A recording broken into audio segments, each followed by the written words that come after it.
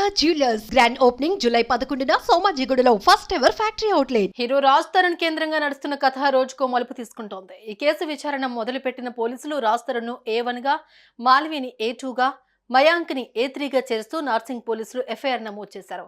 IPC 420, 493, 506 సెక్షన్ల కింద case నమోదు చేయగా ఇప్పుడు నెక్స్ట్ ఏం జరగబోతుంది అనే ఉత్కంఠగా మారింది.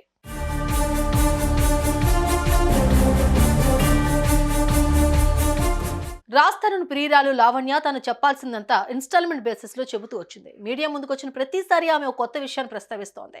తాజాగా ఆమెకు రాజ్ తరుణ్ అబార్షన్ కూడా చేయించాడని పోలీసులకు సాక్ష్యాలు ఇచ్చింది. అంతేకాదు వారిద్దరి మధ్య జరిగిన సంభాషణలు, వారు ఎక్కడెక్కడికి వెళ్లారు అనేది కూడా క్లారిటీ ఇచ్చింది. రాజ్ తరుణ్ తనను కొట్టేవాడని, గాయాలతో ఉన్న ఆమె ఫోటోలను పోలీసులకు సమర్పించింది లావణ్య.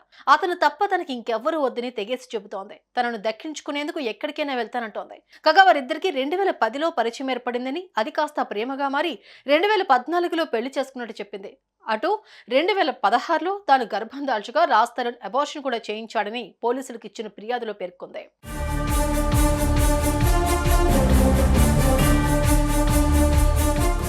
తనతో ఇన్నేళ్లు సహజీవనం చేసి అన్యాయంగా డ్రగ్స్ కేసులు ఇరికించారన్న ఆమె జనవరిలో తాను యుఎస్ నుంచి తిరిగి వచ్చారని, పోలీసులు తనను సికింద్రాబాద్ రైల్వే స్టేషన్ అరెస్ట్ చేశారని చెప్పింది. ఈ విషయమై తాను 45 రోజుల పాటు జైలులో ఉన్నట్లు తెలిపింది.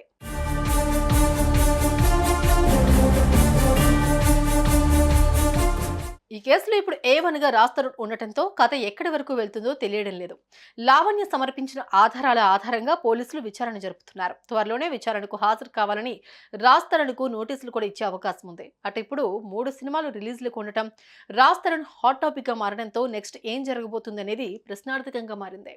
సుమన్ టీవీలో మీ పర్సనల్ అండ్ బిజినెస్ ప్రమోషన్స్ కోసం కింది నెంబర్ కి కాంటాక్ట్ చేయండి.